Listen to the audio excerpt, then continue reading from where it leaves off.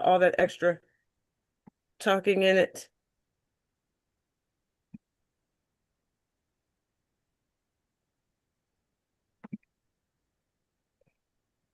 All that extra talking in it. Okay, we are set right now, and we are live on Facebook as well.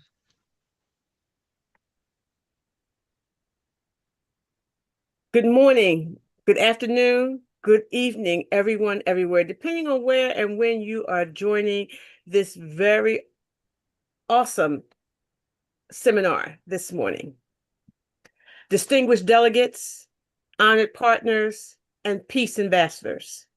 It is of my profound privilege for me to moderate this laudable UNGA 80 education event organized by the Department of Northeastern Affairs on behalf of the Wolmi-Icc Peace Ambassadors, a community of committed grassroots peace builders who stand at the intersection of faith, diplomacy, and human dignity. As we gather under the UNGA 80 on the theme, Better Together, Shift Paradigms, a turning point in multilateralism on peace development, human rights for peace ambassadors. We recognize that this moment is more than a convening. It is a turning point and a decisive invitation to reimagine what multilateralism can and must become in the lives of us as peace ambassadors. For us as peace ambassadors, this theme resonates deeply. It affirms that peace is not merely the absence of conflict, but the active presence of justice, reconciliation, and shared humanities.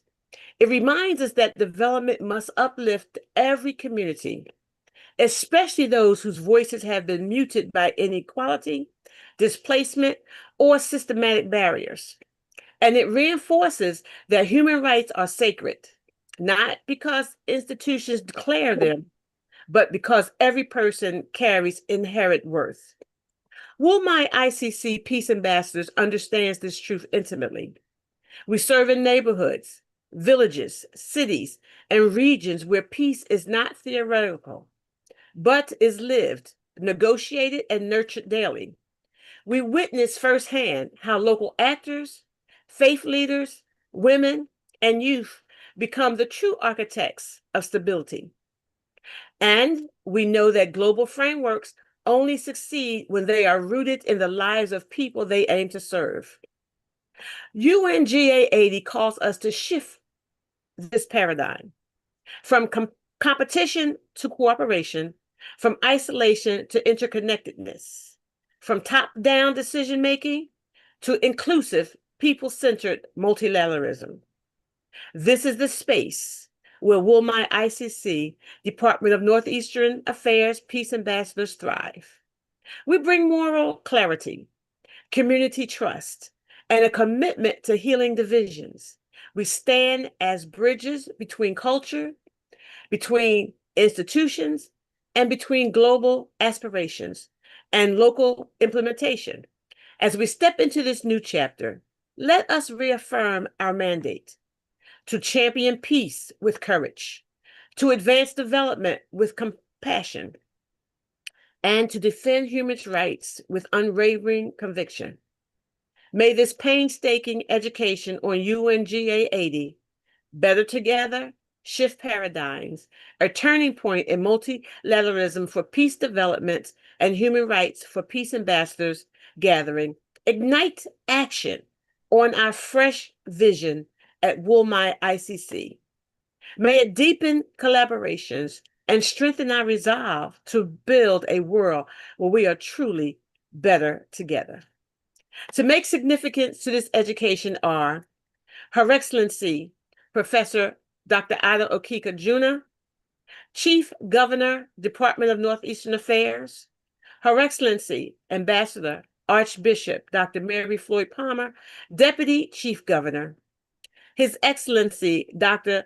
Akwesi Amakwa, Deputy Chief Governor, UN Education, and His Excellency, the Right Honorable Professor Philip Finn, General Overseer for Wolmi-Icc. I will be assisted today by His Excellency Dr. Devin Bannister, who is represented who is represented by His Excellency Dion Frazier from Guyana. At this time, I will now turn the floor over to Her Excellency Professor Dr. Ada to deliver the focal points of this event. Thank you, Your Excellency. As I release the background to this event today, as the world approaches the 80th section of the United Nations General Assembly, the UNGA 80, humanity stands at a defining crossroads. Global crisis, conflict, climate instability, inequality, displacement, and human rights violations are overlapping in ways that expose the limits of traditional multilateral systems. The old frameworks of cooperation built for a different era are struggling to respond to the speed and complexity of today's challenges. At the same time, there is a rising global movement of peace ambassadors, youth leaders, women leaders, civil society actors, and community peace builders who are demanding a new way forward. Their message is clear. The world can no longer afford fragmented action. We must shift the paradigm. UNGA 80 offers a historic opportunity to redefine multilateralism so it becomes more inclusive, more responsive, and more people-centered. The theme, Better Together, Shift Paradigm, captures this moment of transformation. It outlines the vision, objective, and strategic direction of peace ambassadors and partners engaging with UNGA, positioning the gathering as a turning point in global cooperation that moves beyond rhetoric and towards shared responsibility for peace, development, and human rights. Multilateralism must evolve to meet the realities of the 21st century. Peace, development, and human rights are inseparable progress. In one required progress in all. Peace ambassadors are essential actors in bridging global commitment with local action. Inclusion is not a courtesy, it is a requirement for sustainable peace, with the future of global cooperation depending on shared leadership and shared accountability. Renew global commitment to multilateralism that is collaborative, inclusive, and grounded in human dignity, as well as ensuring that peace, development, and human rights are needed to advance together towards transformation.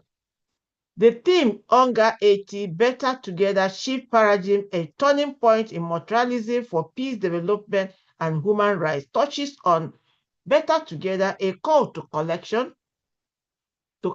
action, a recognition that no nation, community, or institution can solve global challenges alone, a reminder that unity is not optional, it is essential for humanity. The shift paradigm is a demand for transformation from competition to collaboration, isolation to interdependence, crisis response to prevention and peace building, top-down diplomacy to shared leadership, and exclusion to inclusion. This shift is not symbolical, but structural.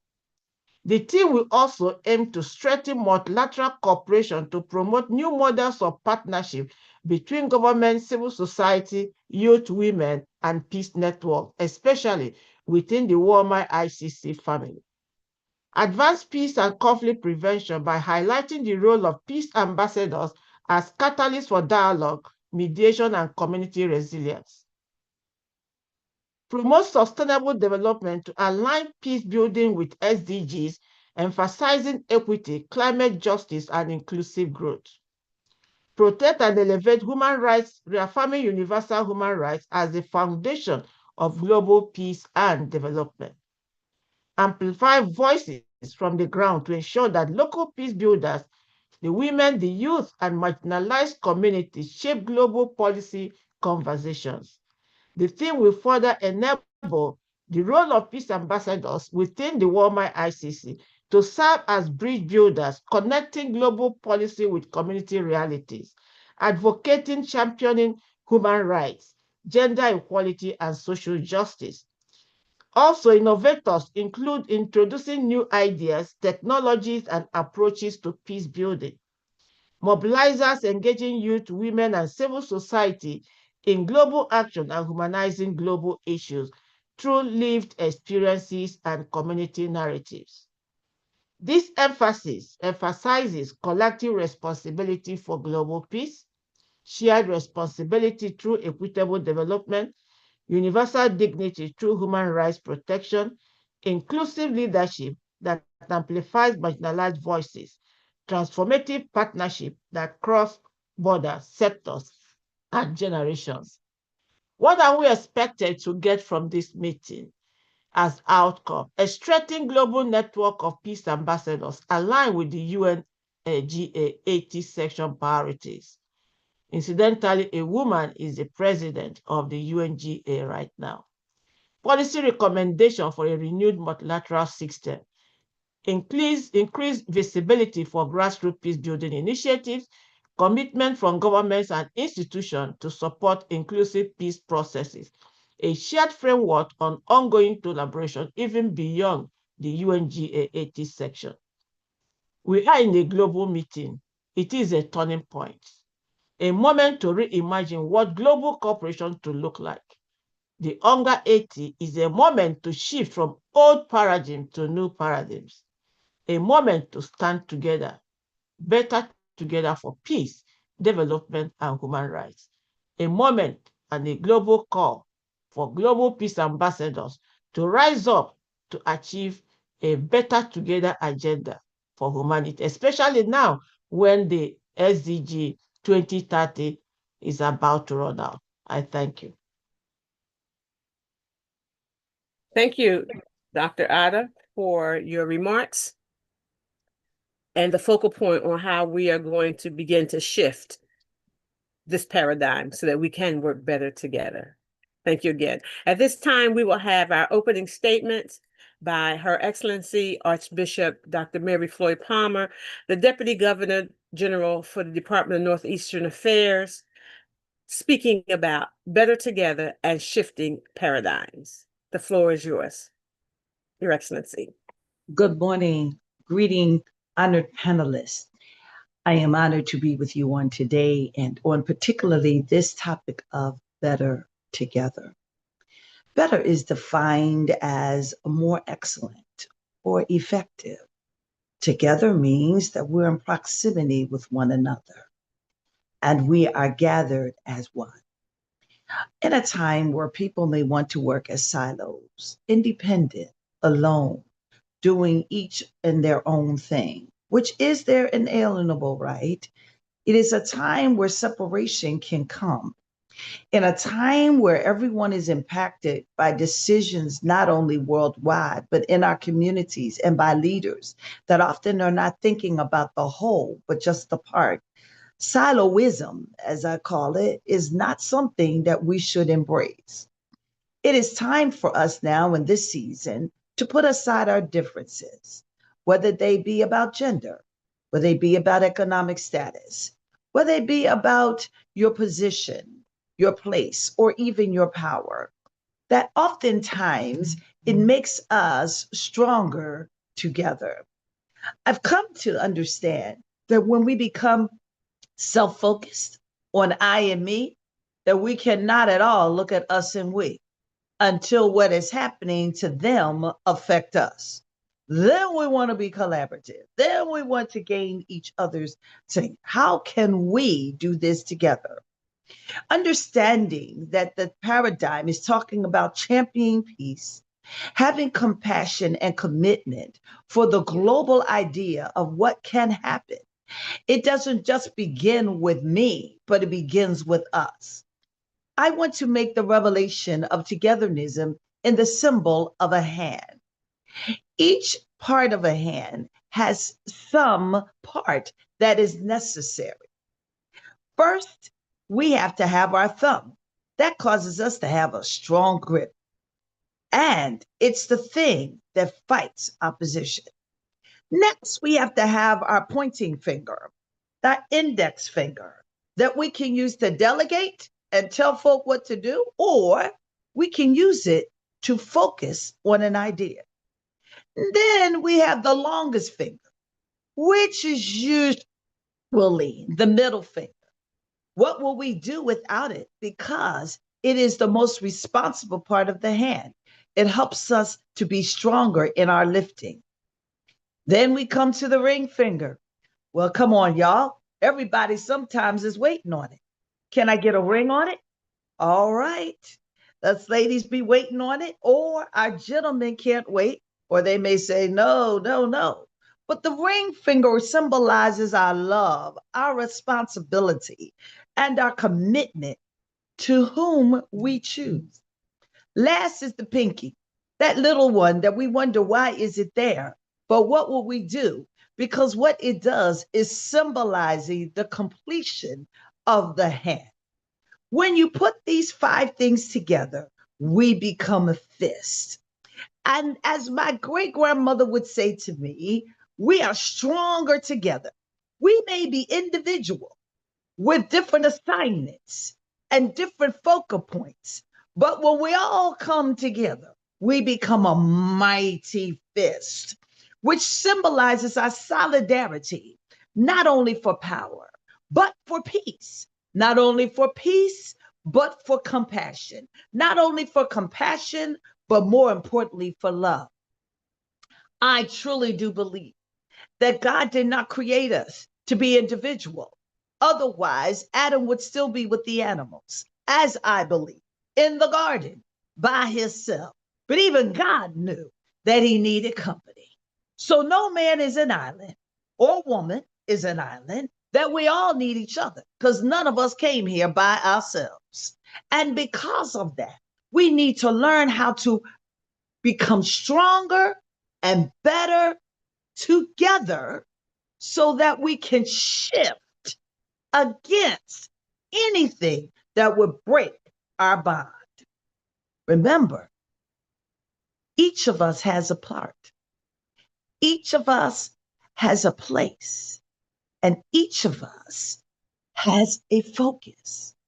But isn't it wonderful when we can unify and bond and grow and learn and embrace in the spirit of unity? I would encourage you on today. Let us not be individual, because we all need the other in order for us to be stronger and better together. God bless you. Wow. Thank you, Archbishop, for your timely remarks. I like that analogy. You know, we so often see the hand as the fivefold ministry, but when without the fingers, all of them, we cannot make that mighty fist. And, with your black on and your tam, you actually looking like a, a Black Panther this morning. You ready to put it up and show our solidarity and our ability to fight together. Thank you so No, much. baby, I'm just keeping my head warm. At that age. Very Thank nice, you nice. again for those timely remarks. It was absolutely amazing. At this time, we are going to move right along because we do have another meeting afterwards, and we want to be conscious of our time. So at this time, speaking on education, we Can we want to get have a group all the speakers photo, Dr. please? Ada. Dr. Ada, come on, you know who I am. You know who I am, so stop that. I already took care of that. At this time, we are going to hear from His Excellency Archbishop Dr. Akwesi Amakwa, speaking again on Better Together, Shifting Paradigm. The floor is now yours, sir. His Excellency, Right Honorable Professor Philippine, salute you, sir. Madam President of the United Nations General Assembly, 80, distinguished representative of the United Nations, leadership of Wolmi-Icc Northeastern Affairs, Professor Dr. Ada Juni Okika, Chief Governor, Archbishop Dr. Mary Roy Palmer, Deputy Chief Governor, esteemed peace ambassadors of Wolmi-Icc, excellencies, ladies and gentlemen. I am deeply honored to dedicate us at the distinguished gathering on the theme UNGA 80, Better Together, Shift Paradigm, a turning point in multilateralism for peace, development, and human rights. Among peace ambassadors rooted from the United Nations General Assembly gathering at the United Nations headquarters last September under the auspices of Wolmi Northeastern Affairs at a moment of profound significance in our global history. Wolmi-Icc Northeastern Affairs at a moment of profound significance in global history as we drive the global agenda on the 80th section of the United Nations General Assembly. The world stands at a crossroads. The UNGA 80 reminds us of the outstanding milestone which the United Nations has taken in 79 years to commit to the global need and the promotion of peace for humanity. The UNGA 80 section is the moral, political, and institutional turning point reflecting the moment compelling us to fix whether the multilateral system created 8 decades ago and adapts to the realities of today and the uncertainties of tomorrow.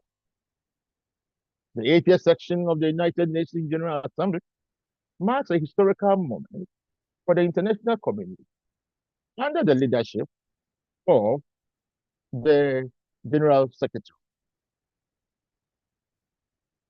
The President, General Secretary Assembly, the President. The Better Together agenda calls for renewed multilateral cooperation, strengthens global solidarity, and accelerated action toward peace, sustainable development, and the protection of human rights. Amid rising geopolitical tensions, climate emergencies, widening inequalities, and persistent humanitarian crises, the need for the collective action has never been more urgent. The Better Together agenda emphasizes that no nation, community, or institution can address today's challenges in isolation. This concept note responds to that call by outlining a collaborative framework for engagement among UN member states, civil society, faith-based organizations like Wolmi-Icc, SICA International University, and development partners. The 80th section of the United Nations General Assembly convened last September 2025 at the United Nations headquarters in New York, marked a remarkable turning point in global governance under the theme Better Together, 80 years and more for peace, development, and human rights. Member states and civil society actors reaffirmed the urgency to revitalize multilateralism in the face of escalating global crises.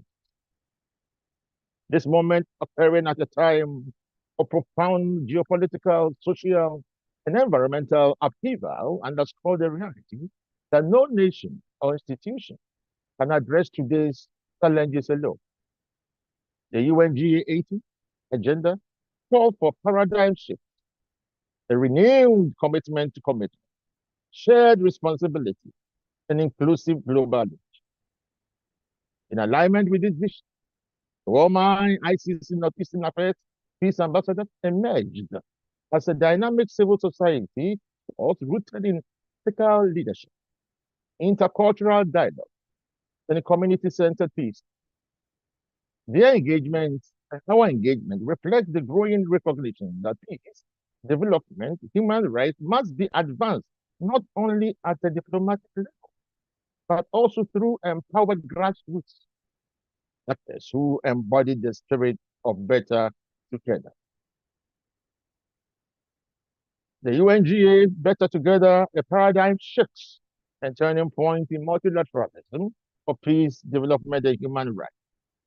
UNGA 80, Better Together, represents a decisive moment in the evolution of global cooperation.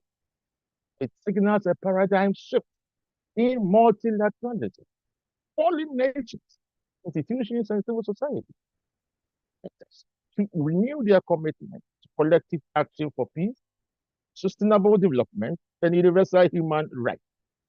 This shift was powerfully affirmed during the United Nations General Assembly, held last September at the United Nations headquarters, as a moment of profound significance in global history. Within the global context, the Wolmi-Icc, Northeastern Affairs, Peace Ambassadors, is a vital expression of renewed multilateral spirit, rooted in the values of dialogue, reconciliation, and community-centered peace building. These ambassadors embody a better together vision by strengthening cooperation across cultures, faith, and nations. Their engagement, or our engagement, reflects the growing recognition that peace and human rights and dignity are sustained not only by government, but also by empowered local actors who translate global commitments into grassroots transformation.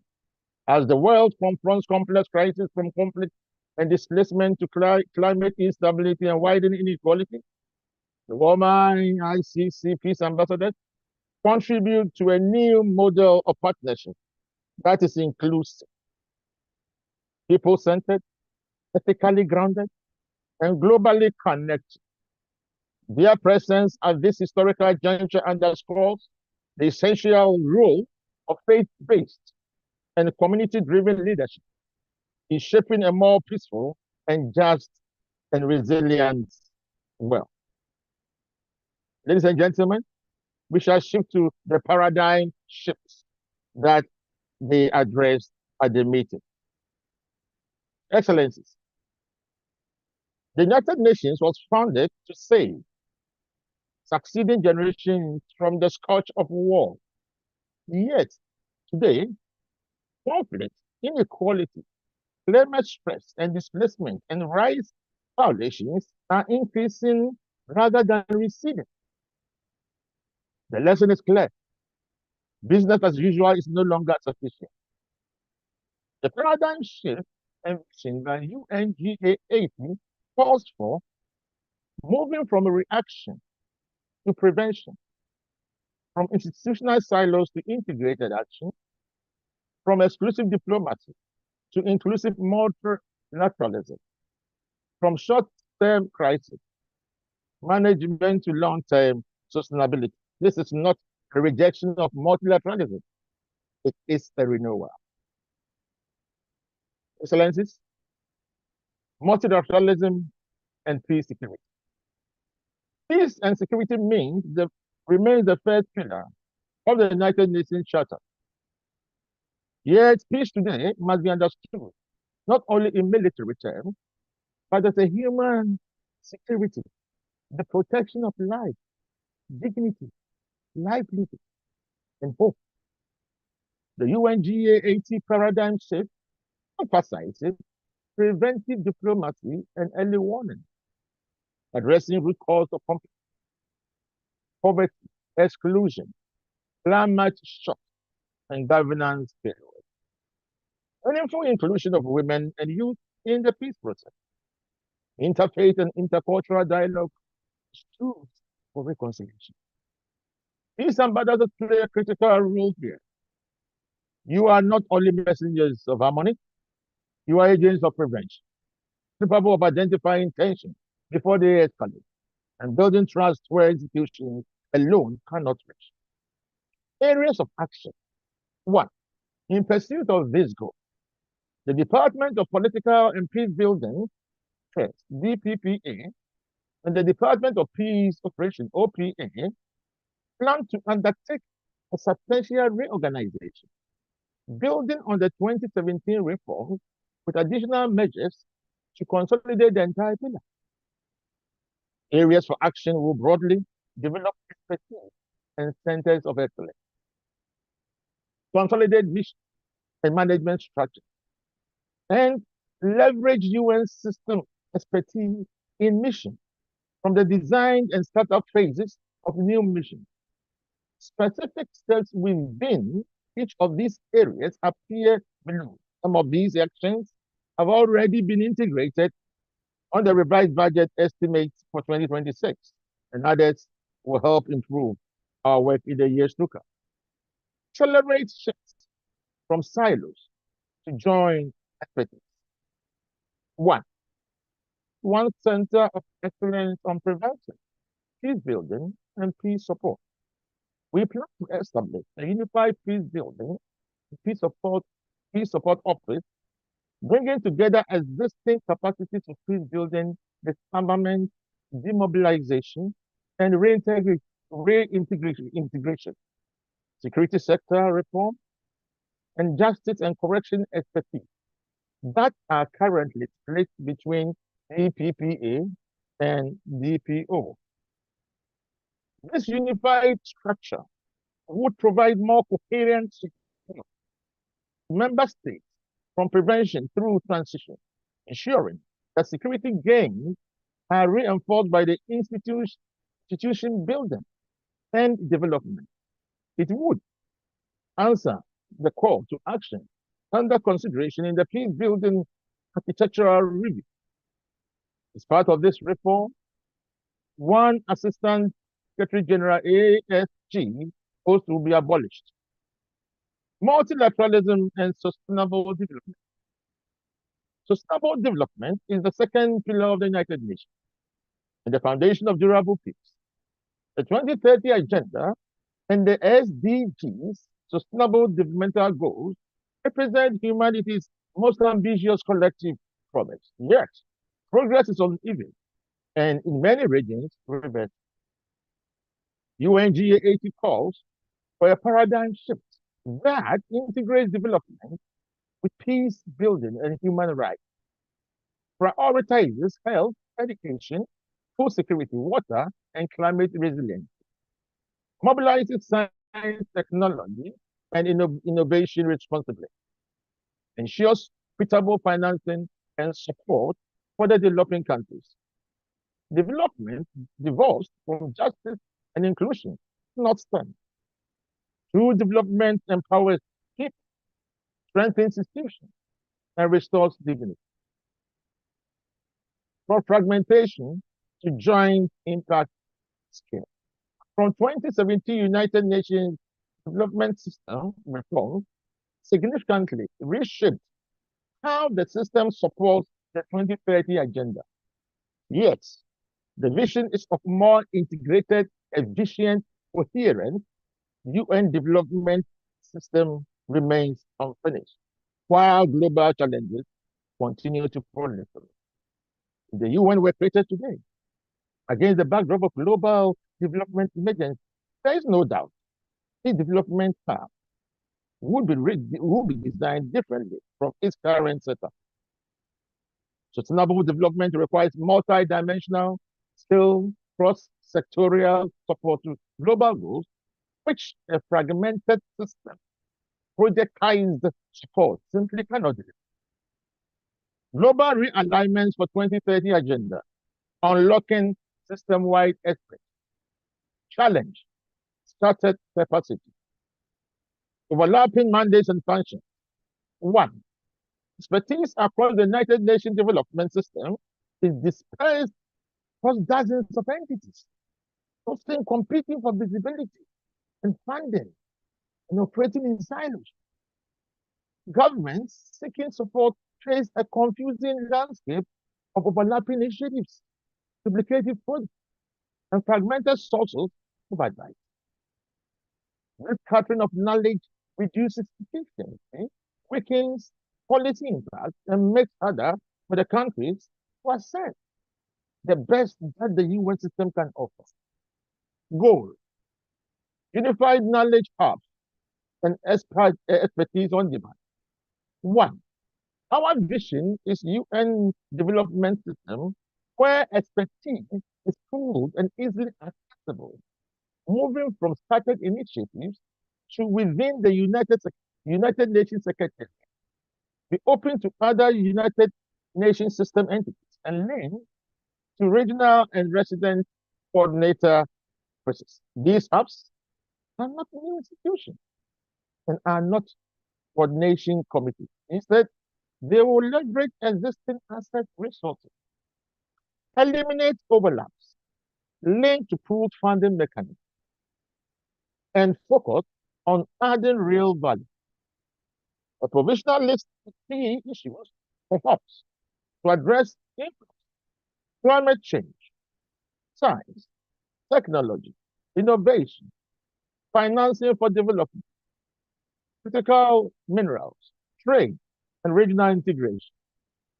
2, provide expertise on demand. We will create a proactive mechanism, identify and channel to member states and country teams on demand. United system-wide expertise, particularly from specialized agents and non-resident entities. Over time, this will replace duplicate UN system capacities with co-location, delegation, and regular reviews to eliminate overlaps. A regional onset. Challenge. Regional configurations out of step with the regional and country needs. Our regional presence is fragmented with multiple entities working parallel. This drives up costs, weakens coordination with government, partners, and country teams, and limits the system's ability to tackle regional and national challenges. Our vision is a coherent regional set with capacities clustered in and around the regional commission. We will take steps to move from scattered capacities to an integrated regional system that better articulates global mandates, region-wide strategies, and country-level action. These steps will form part of the regional reset to be led by the Deputy General, Secretary General, with the goal of improving impact and strengthening link across pillars. Country realignment. Our challenges disperse capacities stretch too thin. At country level, our engagement is now increasingly stretched thin. On average, more than 20 United Nations Development System entities operate in each country, often with small individual budgets, overlapping mandates, and costly administrative footprint. While the resident coordinator system has strengthened the United Nations leadership, too many countries, teams still function as loose collections rather than a unified team. Our goal is to fully deliver the vision of a new generation of country teams that are leaner, more coherent, and impactful.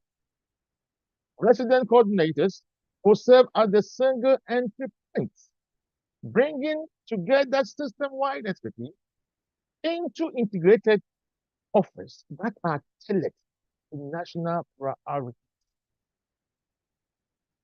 Excellencies, ladies and gentlemen, multilateralism and human rights. Human rights form the moral foundation of United Nations. The paradigm shift at the UNGA 80 reframes human rights not as afterthoughts, but as preventive tools against conflict, enablers of trust, social cohesion, and legitimacy, essential conditions for sustainable development, freedom of religion, of belief, equality before the law, protection of women and children, and civil space, and not optional ideas. They are preconditions for peace. Peace ambassadors, especially those rooted in faith and community leadership, are essential defenders of these universal values. Turning commitments into system-wide practice, unpredictable support, and uneven impact. We will establish a human rights group comprising entities from across the United Nations, led by the High Commissioner of Human Rights. The group will ensure that the human rights considerations are systematically integrated into the United Nations policies and activities, while also improving efficiency and impact across all levels. Shifts in cross-pillar work, better together. Challenge, misaligned arrangement suboptimal impact.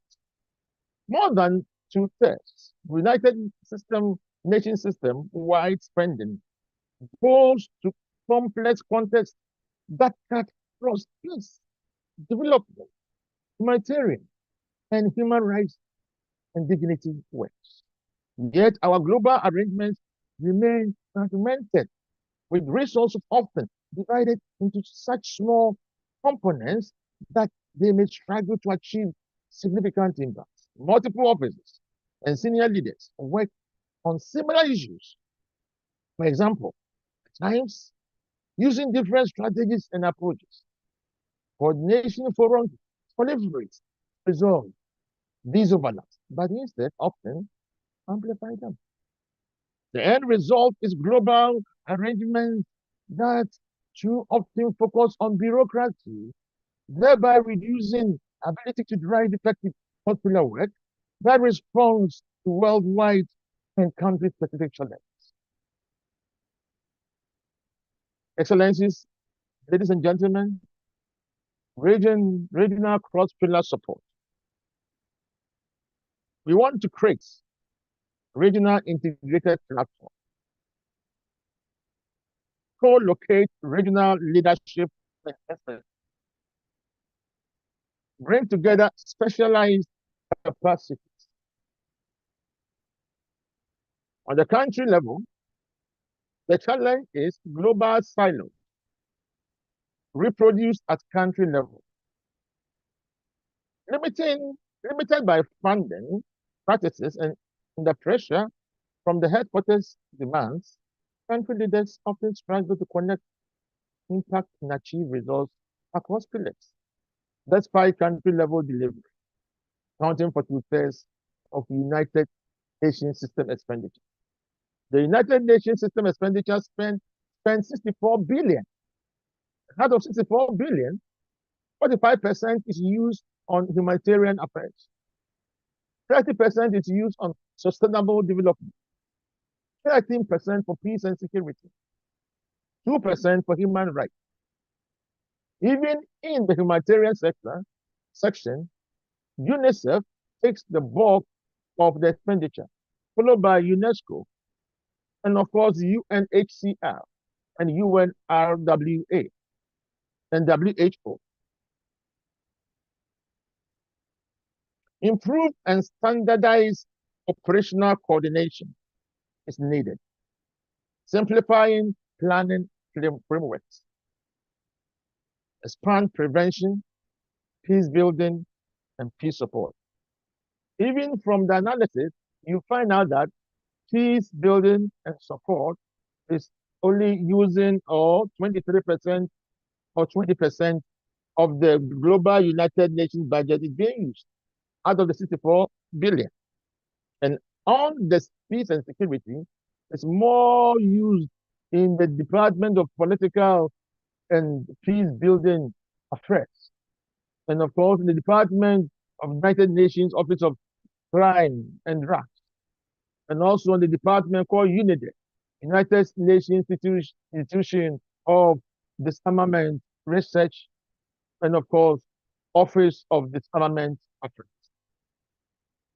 Ladies and gentlemen, paradigm shifts to enable impact, accelerating technology and changing mindset for a future-wide forward coalition. Now, United Nations system technology backbone is fragmented. Technology is fragmented, costly, and underpowered at a time when digital tools and advancements like artificial intelligence are reshaping our world. More than 2 billion is spent annually on basic software, cloud platforms, and connectivity products, services, and support. It's too often in isolation and without scale. This drives up cost, creates duplication, limits interoperability, and hinders capabilities into the future. To stay credible and effective, the UN system must adapt faster in a digital age. Transformation through technology and new mindsets. This goal is for the United Nations system to catalyze the responsible use of technology to transform all aspects of its work, powered by shared ICT, international computer technology, and guided by the UN 2.0 agenda, a new technology accelerator platform. What has the systems changed in modernizing how the UN works internally and improving support for member states to harness digital AI solutions with responsibility and impact?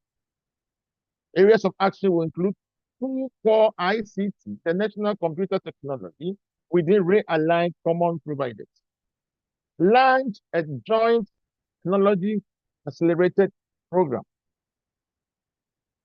Ladies and gentlemen, His Excellencies, one of the most profound shifts at the UNGA80 is the expansion of multilateralism beyond states alone.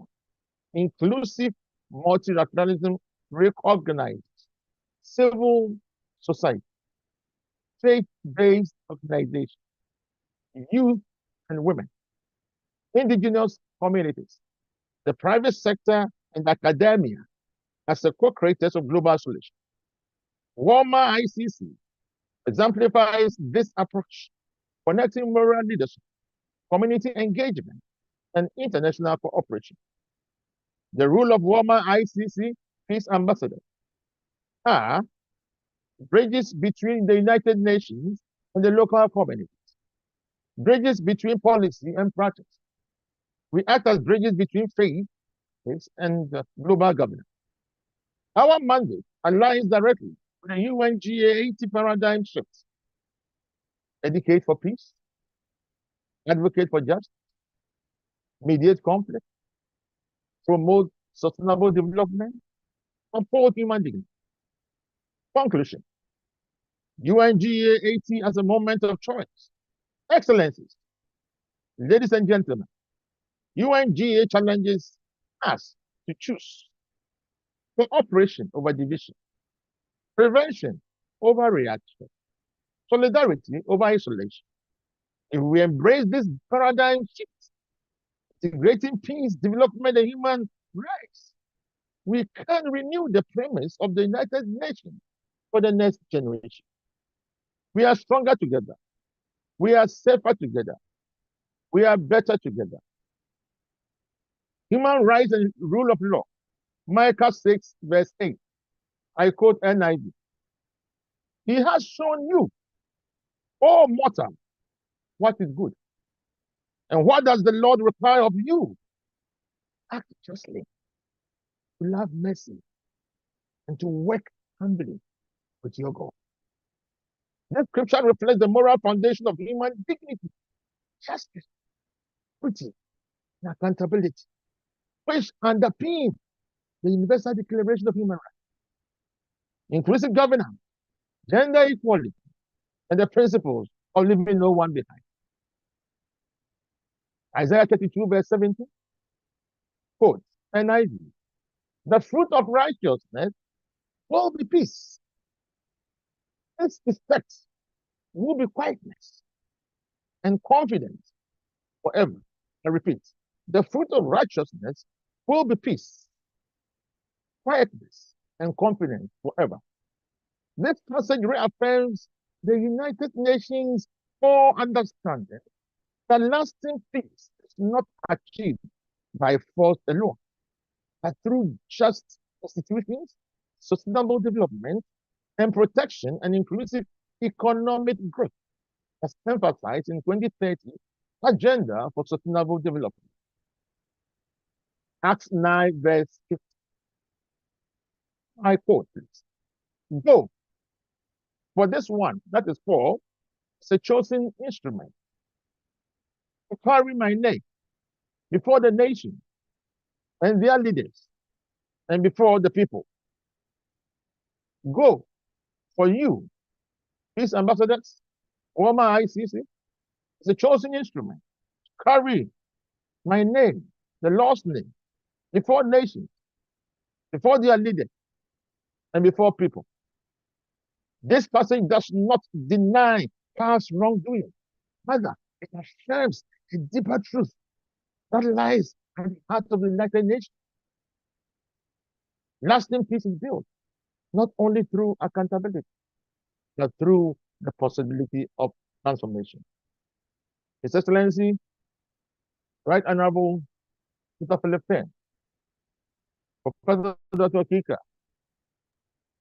the Chief Governor, Wolmi-Icc, New York, Deputy Governor, Her Excellency Floyd Palmer, His Excellency Dr. Devon Bannister, and all executives of Wolmi-Icc, and ladies and gentlemen, we ask the Lord Almighty to grace us to stand together in unity to fulfill the kingdom mandate. Thank you very much.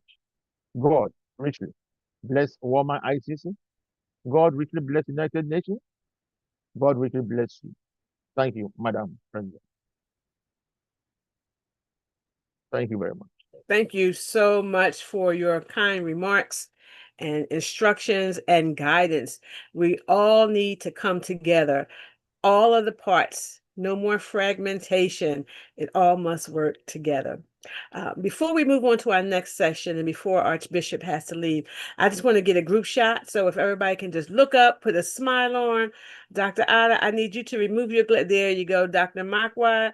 There you go, Dr. Mary and Archbishop. And put a beautiful smile on. Thank you. Lovely, lovely, wonderful. Thank you so much. We're going to move on to our next session. We must be mindful sometime that glare, we got those lights coming in, that glare is there and you can't really get a good picture.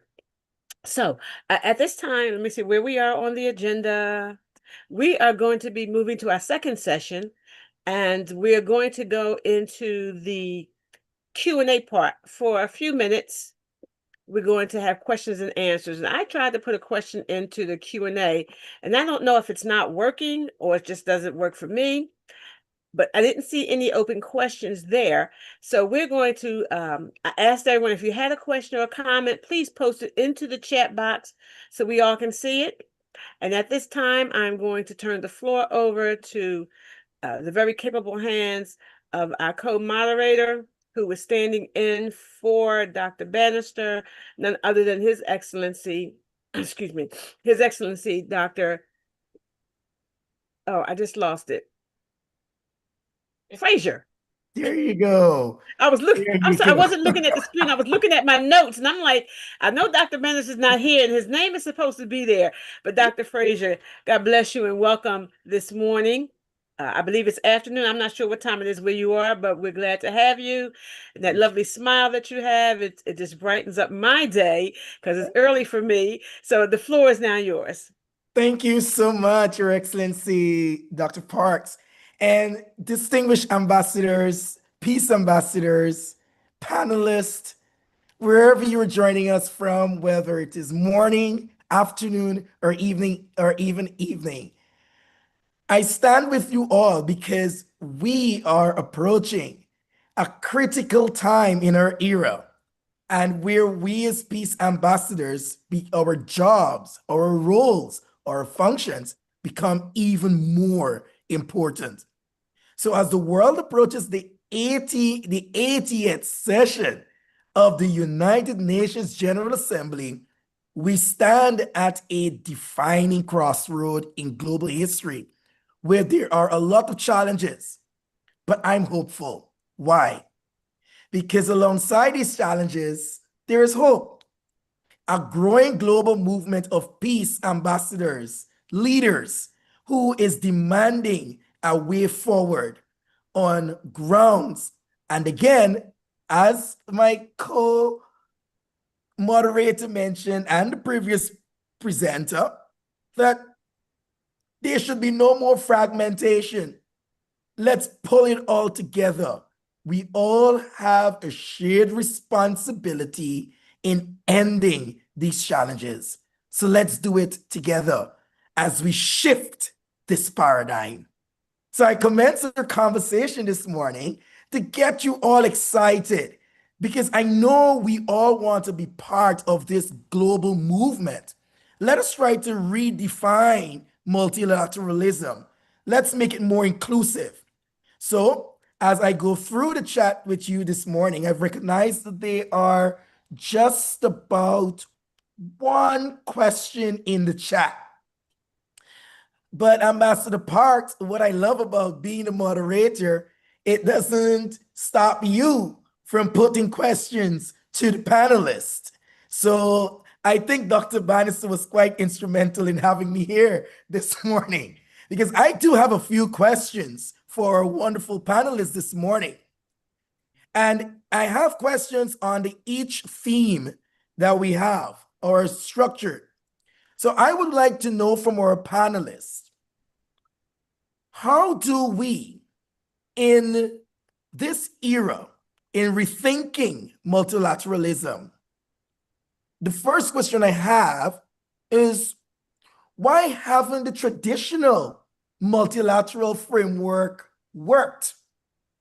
Why? And what does people-centered multilateralism looks like today? Again, why haven't the traditional multilateralism framework worked? And what does people-centered multilateralism looks like today? Any of our panelists?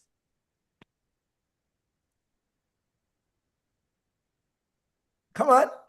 Yeah, because many of the agenda was being operated independently instead of united.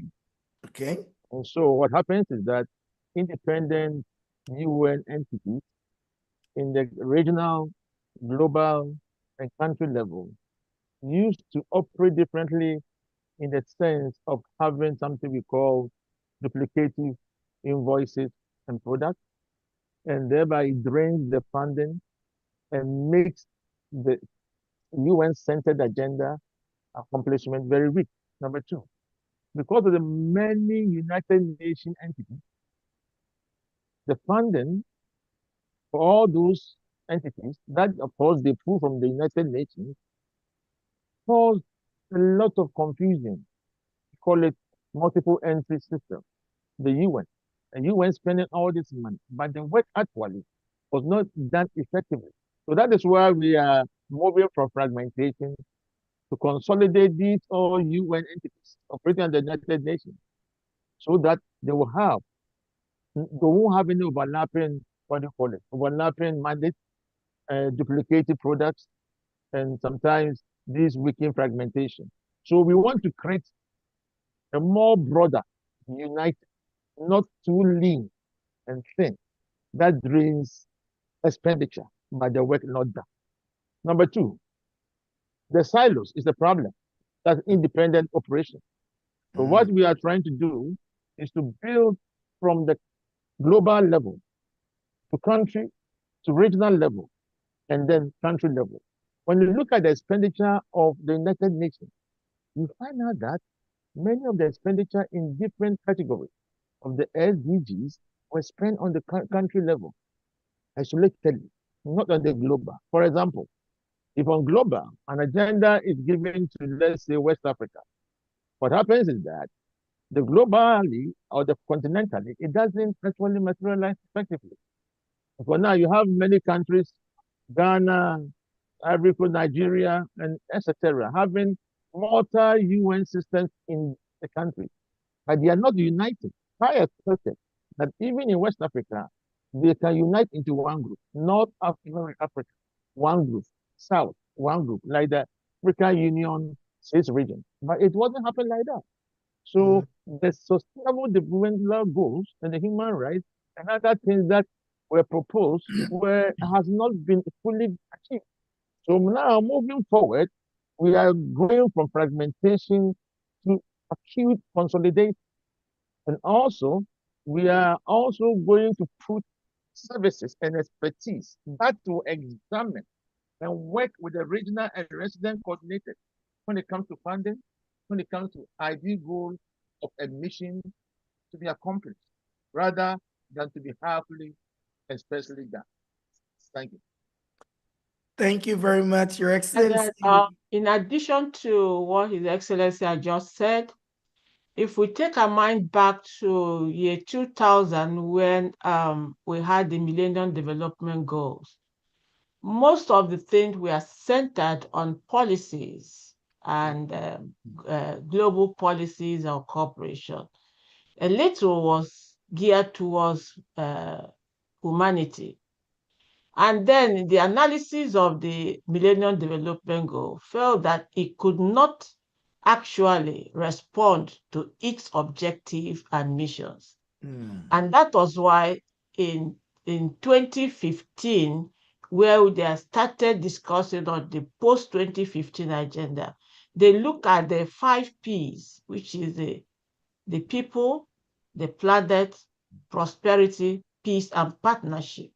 And these were what centered the decision that led to the 17 Sustainable Development Goals. So, and right now, where it has been in place, looking at the people, because the issues about the world, if you look at hunger, if you look at health, if you look at education, it was not all about policy, about humanity. And that was why the dynamics of Sustainable Development Goals changed. And then we talk about this materialism. It now geared towards looking at the cultural and tradition and faith-based.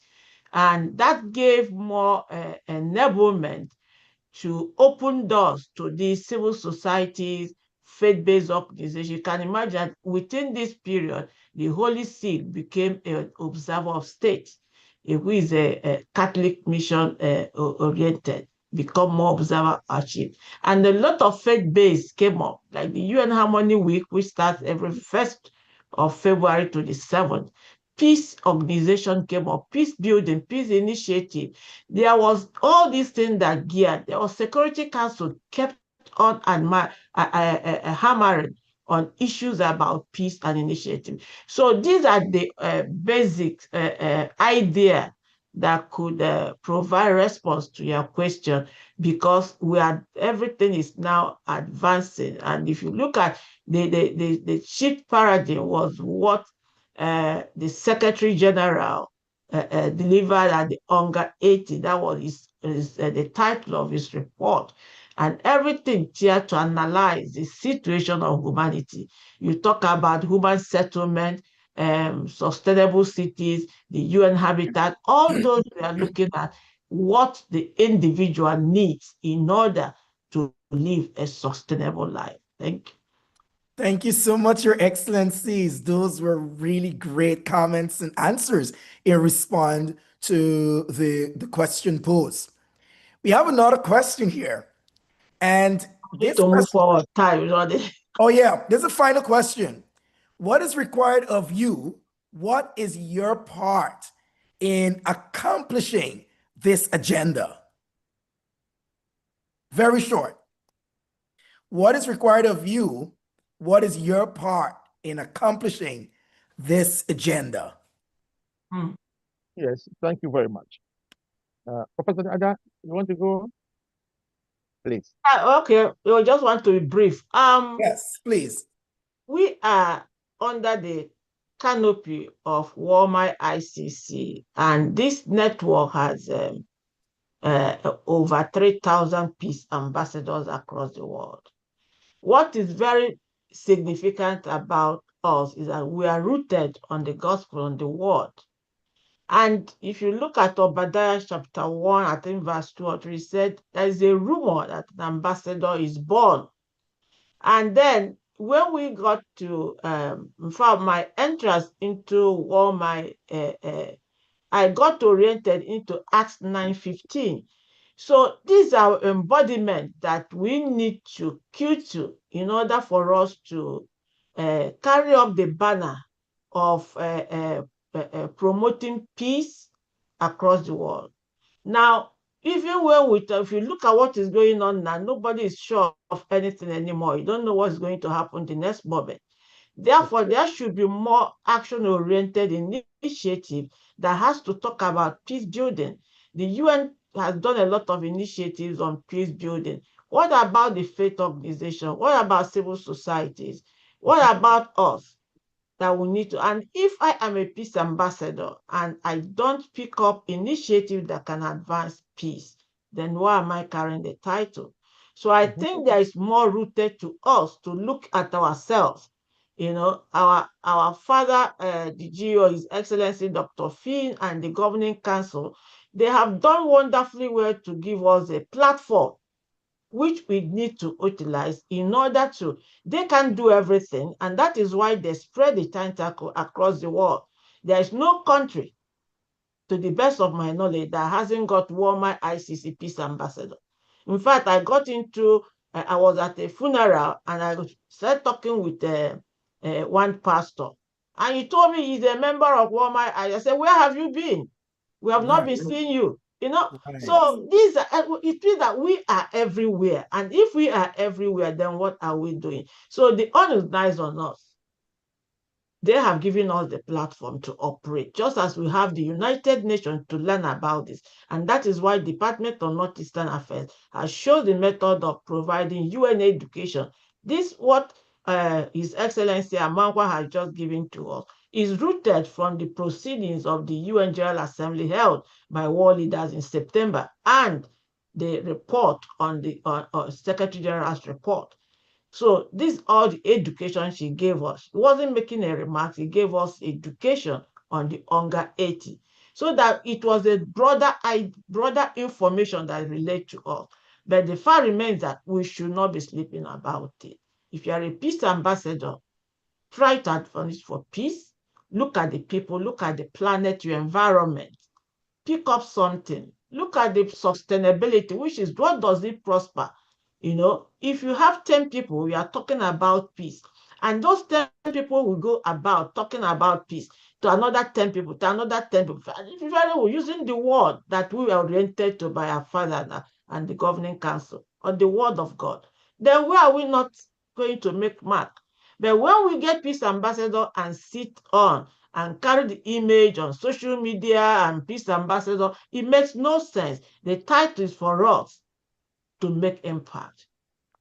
Thank you very much, Ambassador Ada Jenny. If I may add one or two, His Excellency. Please go right ahead, Your Excellency. Professor Dr. Kika said it perfectly and direct.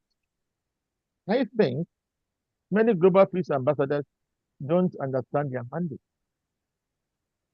Number one. Number two, it is really disturbing that we have Wolmi-Icc peace ambassadors over 1,000 plus in all countries. And you ask yourself the question, do they even understand or research about United Nations and the entities they structure?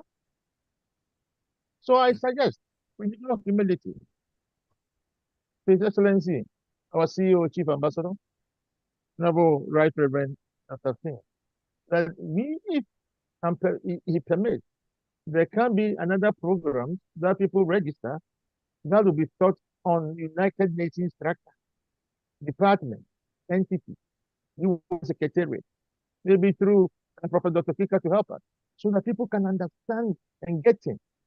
Because when I got in, by the grace of CEO, Chief Ambassador Dr. Finn and Professor Kika, I learned a lot. They expanded my knowledge. I thought I was doing ministry in the right way. Yep. I didn't know that I was lacking a lot of things. The Great Commission by Christ, going to the world and preach the gospel, is not only spiritual. It's about making people having quality, inclusiveness, and truth, regardless of even the religion and race. So I urge every global peace ambassador under Wolmi-Icc, please, to recommit our allegiance 2026 in the work that the vision the Lord has given to the CEO, the Chief Ambassador, His Excellency Right Honorable Dr. Finn. This year is a year of action. We won't sit down. We have to activate and make results really effective. I believe last time, if many of you couldn't tune in, the Chief Ambassador addressed us all that he will go into sediment and scrutinize to find active global peace ambassadors, which I agree with him 110%. For many work and energy has he put in to the executives in the early years. We must not. We won't sit down. Let's take the advantage and privilege through such grace, through him, to accomplish the mission, leaving no one behind and building a better world. Thank you, His Excellency, Right Honorable Dr. Payne, for such privilege to me and my people. Please, thank you so much. Thank you so much, Your Excellencies. And I know there are so many other questions, and I've just been warned about the time. So I will ask for those questions. What we can do is to park those questions, and I'm sure we'll be able to respond to them after we would have finished the other two remaining presentations, God's willing. At this point in time, it gives me a great pleasure and honor to introduce none other than His Excellency, the Right Honorable Professor Philip Finn, a distinguished and academic individual who will come and present to us an address on the topic, the imperativeness of uniting to deliver meaningful structural change within the UN system and ensuring that multilateralism remain fit for purpose. Ladies and gentlemen, Your Excellencies, please help me welcome His Excellency, the Honorable Professor Philip Finn. A pleasant good morning or good afternoon to all the distinguished ambassadors that are with us. Special greetings to Ambassador Ada, who heads this, department, and special greetings to all the panelists this morning or this afternoon, or rather, I probably should say today. The scripture tells us that we are the salt of the earth. And because we are salt, we are here preserving, the planet at this juncture. We are well aware that there are many, many difficulties and many, many problems that we face at this time. And being in the United Nations system for now approaching 30 years, we've been around. I've heard more talk than I've seen action. Notwithstanding, we still have to understand that it is now a little over 80 years that we have not had World War III. And we have to understand the main objective of the United Nations is to maintain peace and security at a global perspective. Now we still have wars from nation fighting against nations and so forth. But so far, for the last 80 years, they have been able to hold things together to prevent what is called the Third World War. As it stands right now, we are on the brink of this Third World War because of how the system, set up with the five big boys who wants to do their own thing and has this veto power. And what you find happening that even though we're trying to unite together, there is still a problem with what I would call the equilibrium. In the sense that when you look at the continent of Africa, the largest bloc, 54 countries, they don't have a voice as a permanent member of the Security Council. So these are some of the things that we have to lobby for, that should never happen. Africa need a voice there, being the largest, bloc, single bloc, together. Notwithstanding, we are here to use the forum of the United Nations to carry out the greater good of the kingdom. Because remember, the Bible tells us that the kingdoms of this world are going to fail, and the kingdoms of this world will become the kingdom of our God and of His Christ. And so we see that even though they're trying, and many good things have happened, especially from, I would say, from a the humanitarian perspective, where, they have been able to help a lot of diseases, through World Health quell, like smallpox and such the like. We have seen many, initiative in terms of what UNICEF has done, and many, many, many initiatives in terms of from a humanitarian, perspective. And so it's not that nothing has been done, but you do have some rogue states that are bent on going their own way, doing their own thing. And over the last few days, we have seen what is happening in terms of the breach of you sign an agreement, a charter, and at the same time you turn around and you break it. And you're saying that, well, there is no such thing as international law, right? So international agreements and international law have been also breached. And if that kind of a situation, continues, then, as I said, we are on the brink of a third world war. So where do we come in? The Bible tells us that, as we approach the last of the last days, different things are going to be happening, from earthquakes, pestilence, famine, wars. Things are going to get so bad that Jesus said men's heart are going to fail them for fear because of things that are happening or about to happen. It is evident that we are living in perilous times at this point in time, right?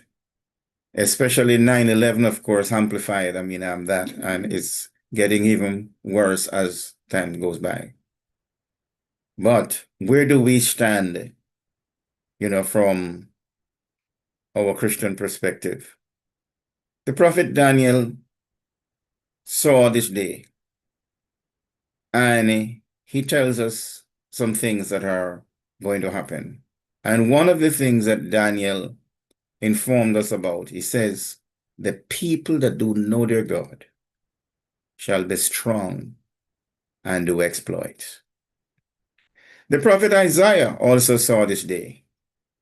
He said, when I look, I see gross darkness upon the face of the earth, upon the people. But he said, that's not the only thing I'm seeing. I'm seeing the glory of God arising on the people. And so he said, arise and shine, for your light is come. The glory of the Lord is risen upon thee. He said, your glory upon us will be so bright that even kings will come to your brightness. And I can tell you that when we, over the last, going into 6 years now since we started the Peace Ambassadors movement, we have had many, from princes and kings and royal families that are apart. There are people that have come on board from all walks of life, different background. We have broken the barrier of racism. We have broken the barrier of, various cultures. And in a real sense, the group of global ambassadors that, that are part of our network is a replica, I would say, of the real United Nation, really united because we have come together for one singular purpose. We are together because of our faith in our Lord Jesus Christ. We have come together because we recognize that He is the Prince of Peace. And He has already blessed us by saying, blessed are the peacemaker, for we are the children or the sons of God. And so with that said, let me briefly give you a little closing on I know I have other meetings I mean, to attend, but let me also say that 2026 for the believing believers, for us, is very bright. And I want to make my declaration now that according to Genesis 26, I want to declare that this year shall be, for those who believe, your year of your hundredfold return. Just as it is written, Isaac sowed in that land, and it was in a land of famine and a time of famine, but he reaped in the same year an hundredfold and went forward and became great and grew and became very great. So I just want to declare that. Also back that up with Isaiah 34 and verse 8, which says, it is the year of recompense. And so in the midst of all of what is happening, I am not afraid, because Jesus said, pray always that you may be counted worthy to escape all these things and to stand before the Son of Man. I am getting ready to do more exploit for God, because I've chosen to be part of that company. So make up your mind today, which company you want to join. Do you want to join the company of the fearful and die? Or do you want to join the company of the overcomers and get ready to do exploit? Yeah. Well, if you say you want to join the company of overcomers to do exploit for God, welcome to Wolmi-Icc in Jesus' name. God bless you. Amen. Amen. God bless you too. Thank you, thank you, thank you, Your Excellency, Dr. Finn. It's always amazing to hear from you in these presentations. It always calls for a call of action at the end of every message. And you can't help but to follow through with the call of action. Once again, thank you so much for your genuine presentation. And we will now move quickly to the woman of the moment. And Dr. Ada is no stranger to any of us here on this platform. And our next presentation builds upon this call of transformation by focusing on implementation, accountability, and innovation within UNGA 80 framework. So it's my pleasure now to introduce Professor Ada Okika, a respected scholar of always, who will now present on the voluntary SDG and Ambassador Review with particular emphasis on the Department of NEA UNGA 80 program and the emerging new humanitarian compact. Please put your hands together as we welcome her. I wish you were in the conference room so that the hands will be too loud. Thank you.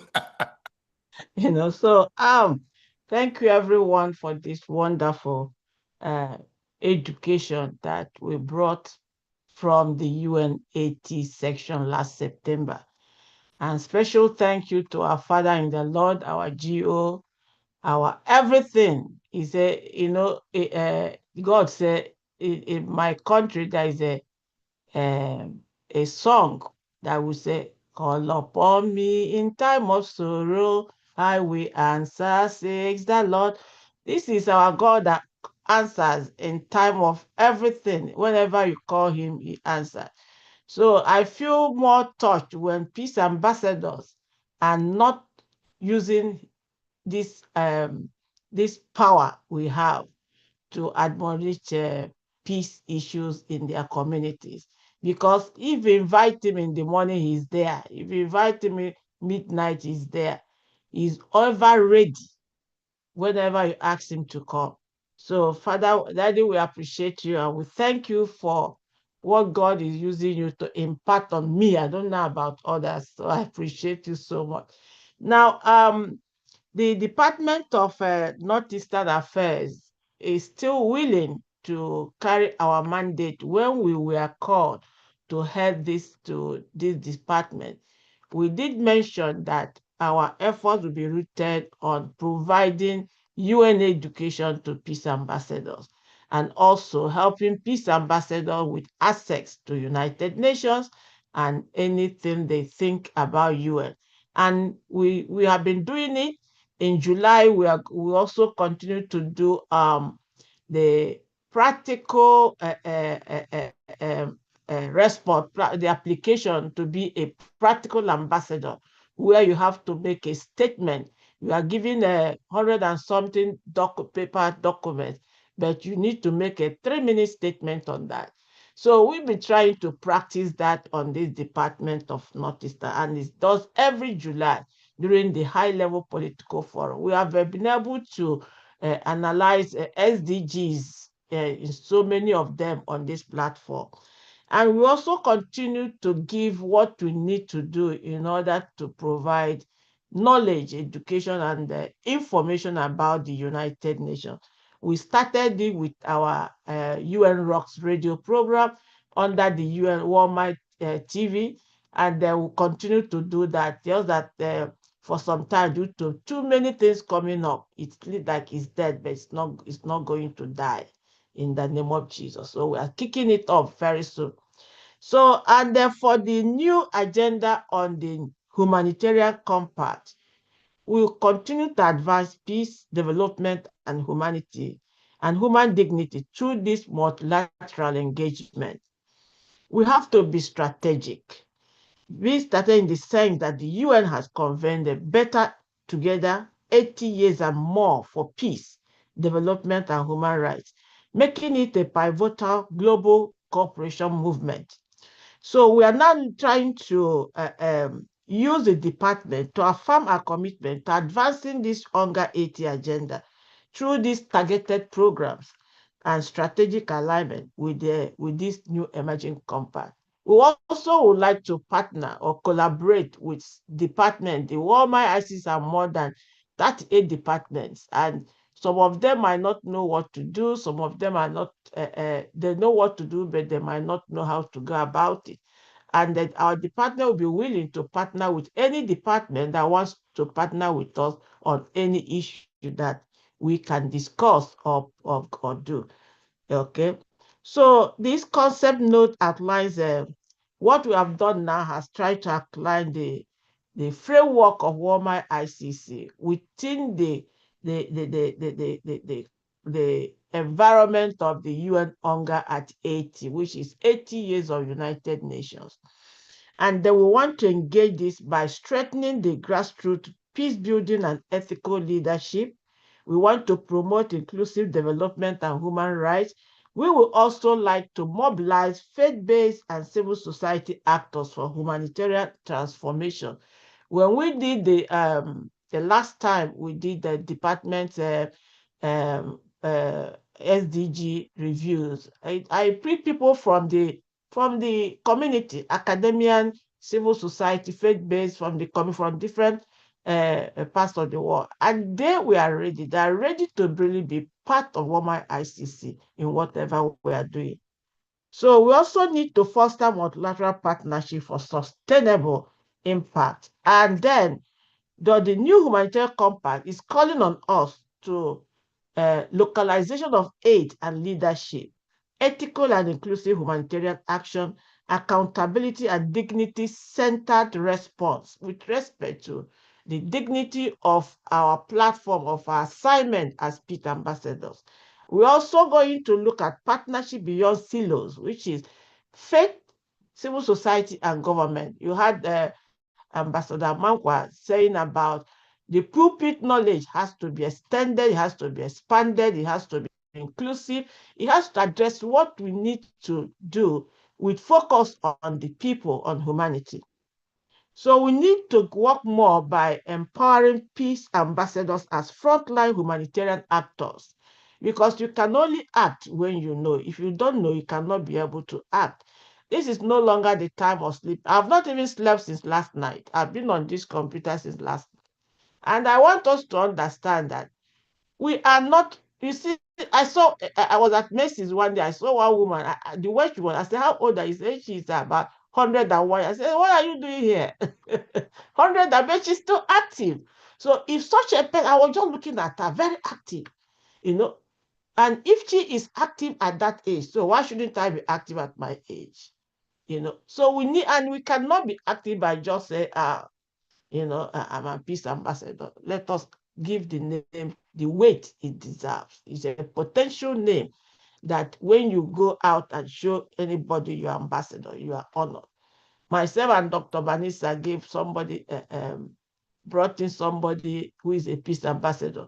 And during the hunger, he used a UN pass to attend events, side events. And when he come, he gives them this business complimentary car. Once they see ambassador there, they will honor him. He's so high, and in fact, he was so boastful. He said, "Thank God for making him know Dr. Dan, Dr. Bannister." And I looked at myself. I said, "Is it all this?" He was so much elevated by that position. In one of the events that the vice president of Nigeria was attending, he was taken to the front seat. In fact, his seat was 3 seats away from where the vice president was sitting, just because he showed himself that business card. So we don't know what we have until we lose it. So we need to be more empowered to get what we do. And then we need to design programs, That was say we can partner with on the part. Thank God I've been working with my director for leadership and women affairs. We've been doing things together, even coming to CSW and all the rest of them with the women department. So we need more partnerships. And then we need to advocate for faith-based inclusion in human policy, faith-based. I've said somewhere in one of the meetings, the Catholics have office and they have seat at the UN. Anglicans don't have, Pentecostal don't have. What are we waiting for? So we need to build bridges between local communities and global institutions. And we need to understand that this UN hunger 80, we need more side events. It's going to end by September this year. We still have how many months? 9 good months. Until the next president comes in September, we are still on UN hunger 80. And if we are still on UN hunger, we need dialogue, we need conversation, we need events, we need programs to advance in different departments. If all the 38 departments will pick up this, the strength you are giving to the vision of our father and her excellency on Wolmi-Icc. So we need to wake up from our slumber. So we need to also, of course, we need to co-host interfaith roundtables and youth forums. That's one of the things I said, we need partnerships. So we need to host such things, host the discussions, discuss about what is happening across the world, Russia, Venezuela, Africa, Nigeria. Nigeria has a lot of issues on religion, Christians being killed. Can we have discussion on that, on this thing, and then make a resolution to Nigerian government? We are ready to, the new person at the UN Nigeria is a very receptive person. He's very welcoming and is ready to hear ideas. And so is other missions as well, So we are talking, of course, we mentioned our father had in the last meeting mentioned about the regional peace ambassador mobilization, which we're already doing, and I know many of us who are Nigerians who are peace ambassadors.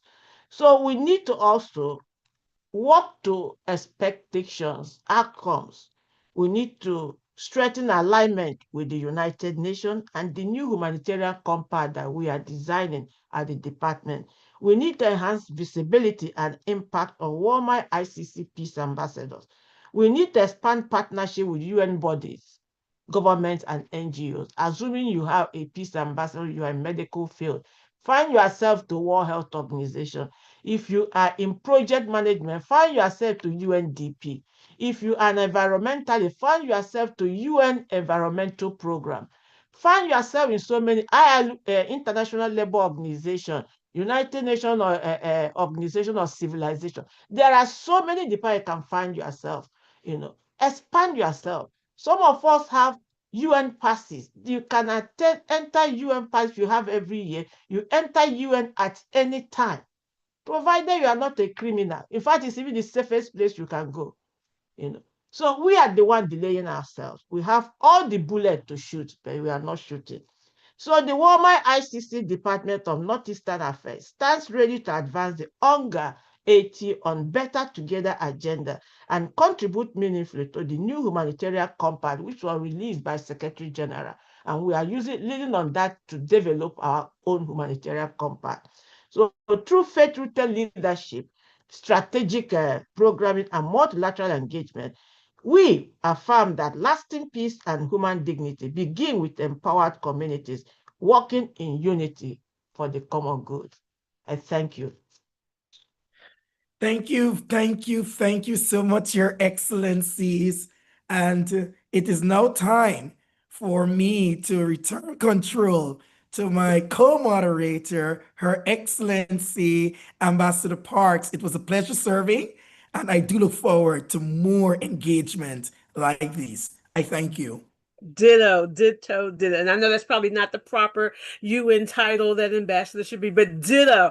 I have enjoyed serving with you as well. And I tell you, your smile brightens up anybody's worst day. So we are now at the conclusion of our program for today, and we are on time. Thank God, some of us were short in our speeches so that other people could have those extra minutes, but we are on time. So I'm going to end with the conclusion for the meeting today.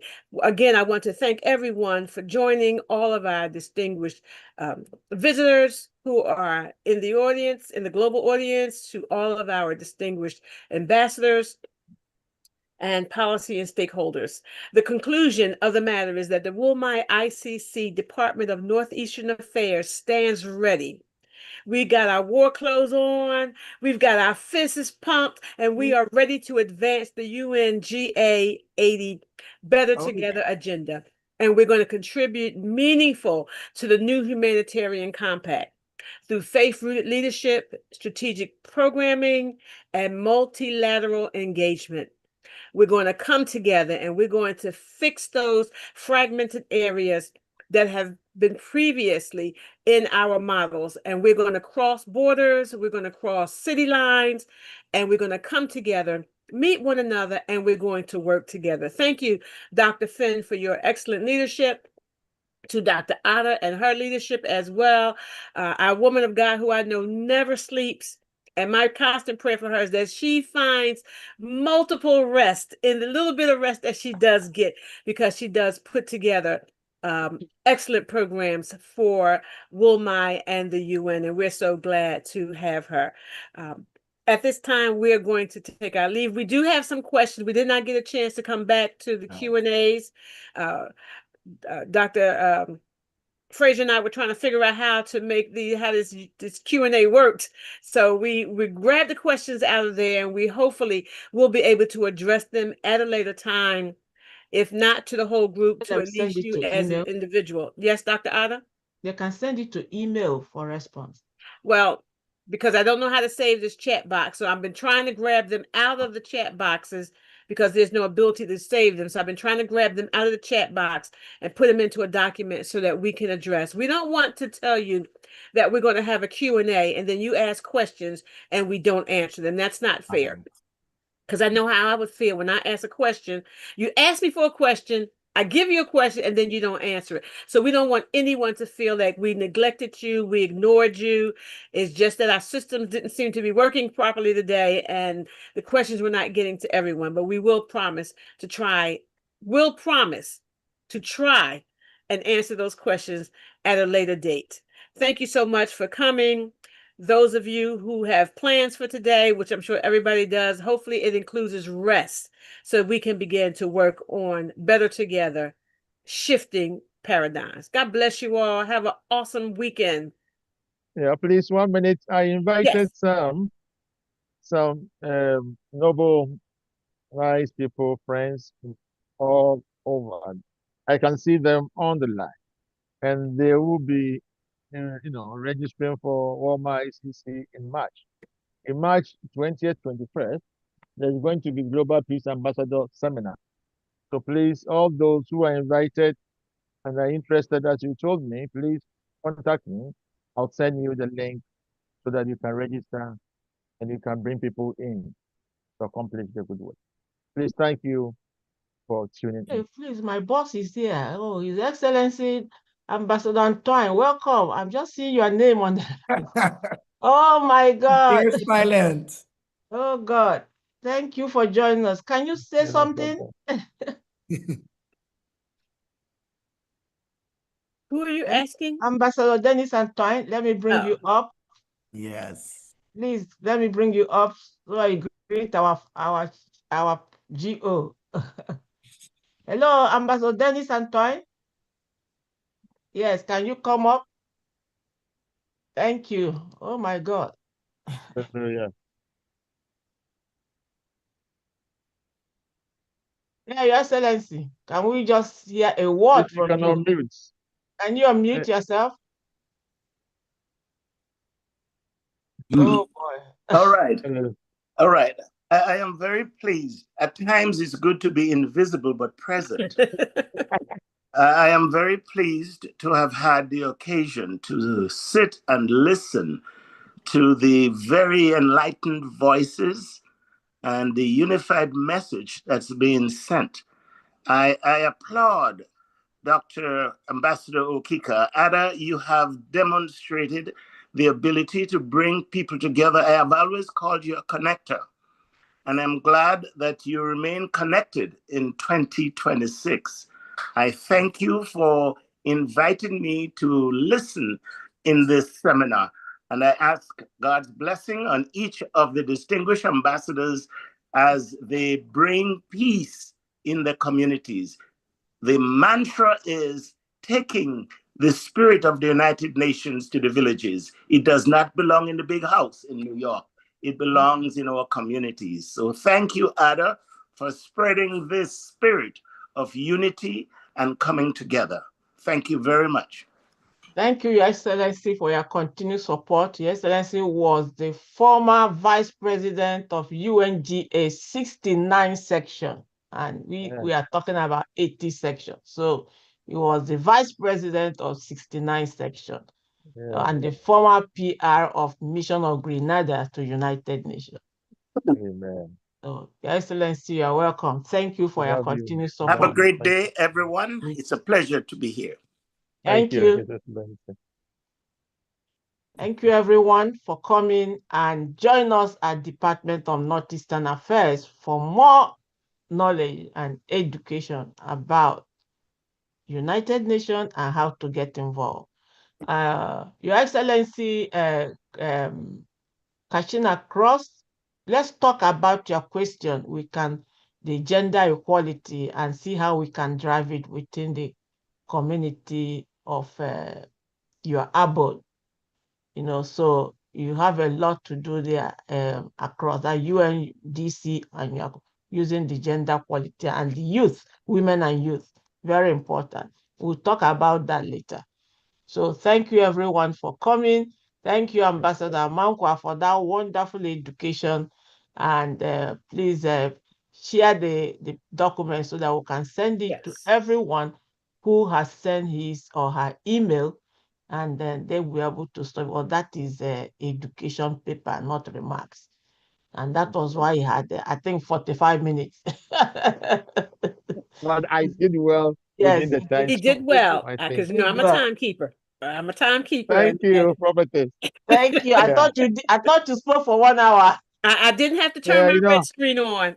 I said this one, Prophet Elisa doesn't want to give a red light. It's like she's Yeah. enjoying this education.